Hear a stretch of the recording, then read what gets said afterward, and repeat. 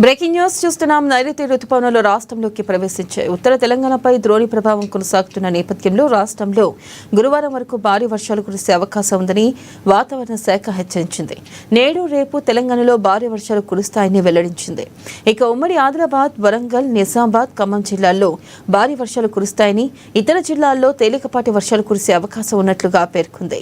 ఇక గంటకి 40 నుంచి 50 కిలోమీటర్ల వేగంతో ఈదురుగాలులు వీస్తాయంది.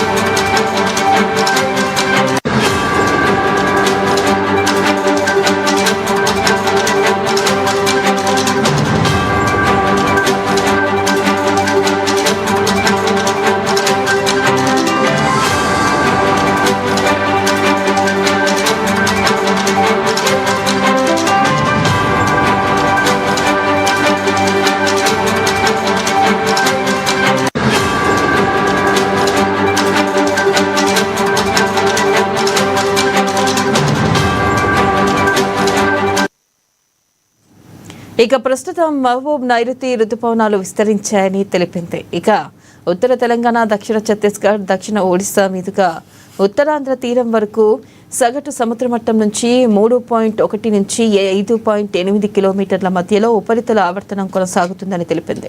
దీని ప్రభావంతో మంగళవారం ఉత్తర బంగాళాఖాతంలో మరో అల్పపీడనం ఏర్పడే అవకాశం ఉందని, 29లోగా బలపడే సూచనలు ఉన్నాయని తెలిపింది. దీంతో 27, 28, 29 తేదీల్లో భారీ నుంచి అతి భారీ వర్షాలు కురుస్తాయని వాతావరణ శాఖ పేర్కొంది.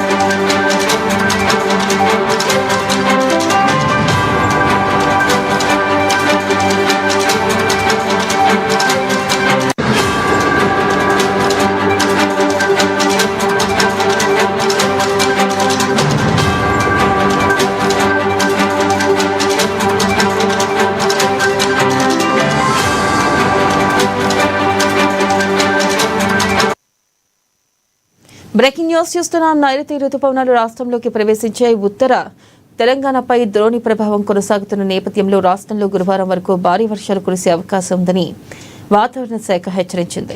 ఇక నేడు రేపు తెలంగాణలో భారీ వర్షాలు కురుస్తాయని వెల్లడించింది.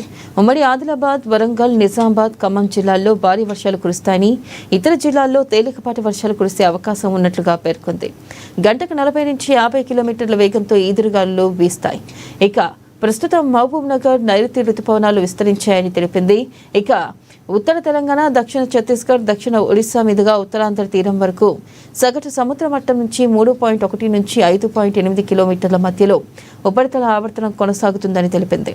దీని ప్రభావంతో మంగళవారం ఉత్తర బంగాళాఖాతంలో మరో అల్పపీడనం ఏర్పడే అవకాశం ఉందని, 29లోగా బలపడే సూచనలు ఉన్నాయని తెలిపింది.